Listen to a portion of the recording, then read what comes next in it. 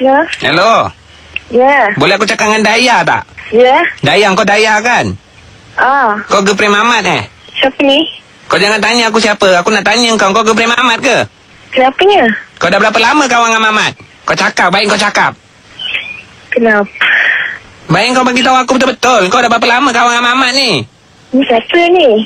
Kau jawab dulu, berapa lama kau dah kawan dengan Mamat? Aduh. 3 tahun? 3 tahun kau tak tahu apa-apa pasal Mamat? Kau tak tahu apa-apa pasal Mamat? Kau tak tahu, Daya? Tahu. Apa yang kau tahu pasal Mamat? Ni siapa? Kau dah kecilkan hati orang. Kau dah buat orang merana. Kecewa, kau tahu tak? Kenapanya? Budak tu baru 2 tahun. Sedih tau tengok budak tu. Aduh, sakit kepala. Memang patut kau sakit kepala. Padan muka kau. Baru kau tahu kau sakit kepala. Macam orang lain sakit kepala kau tak fikir pun. Mimpi ke apa ni? Ini bukan mimpi. Ini betul-betul nak. Ini betul-betul. Ni siapa? Tak payah tanya siapa. Yang penting saya ni orang yang bertanggungjawab, yang menjaga anak yang usia 2 tahun tu. Sampai sekarang baru kita tahu kenapa dia tak balik. Lepas tu yang saya kenal selama ni? Mamat lah bapak dia. Jangan buat-buat terkejut nak. Mamat bapak dia? Ya. So, siapa? Mamat tu dah macam anak sendiri. Iyalah, saya gerak tubuh dia, perbualan dia, perbezaan. Saya dah kenal dah. Saya yang ikat tali kasut dia kecil-kecil. Okey. Kenapa nak buat macam ni?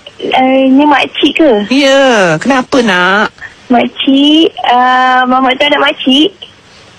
Bukan anak lah, tapi makcik jaga daripada kecil. Okey, saya nak tahu sekarang ni, bagi tahu saya betul-betul supaya saya pun faham keadaan sebenar. Saya pun tahu untuk saya buat. Tak boleh nak. Makcik tak sangka, Mamat. Mamat. Okey, saya nak tahu sekarang ni, bagi tahu saya betul-betul supaya saya pun faham keadaan sebenar. Saya pun tahu untuk saya buat. Lepas tu, apa status Mamat sekarang ni? Status Mamat masih lagi suami orang.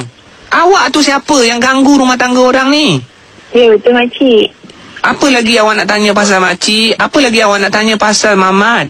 Apa lagi awak nak tanya pasal anak dia? Cakap. Okey, sekarang ni Mamat yang makcik kenal tu dah ada anak 2 tahun Ya.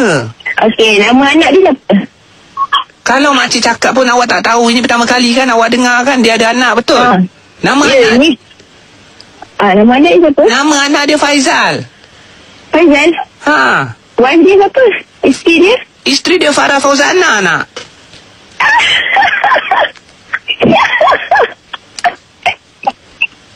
Hello nak Daya? Ya saya. Nama makcik ni Eji. Pasal suara macam apa? Engkau suara lelaki perempuan pun kau tak kenal. Ya, saya kena tipu. Nanti dengar-dengarlah suara engkau dekat panggilan hangit dia nak. Okey. Maksudnya dia juga aku punya. Bye. Okey, bye.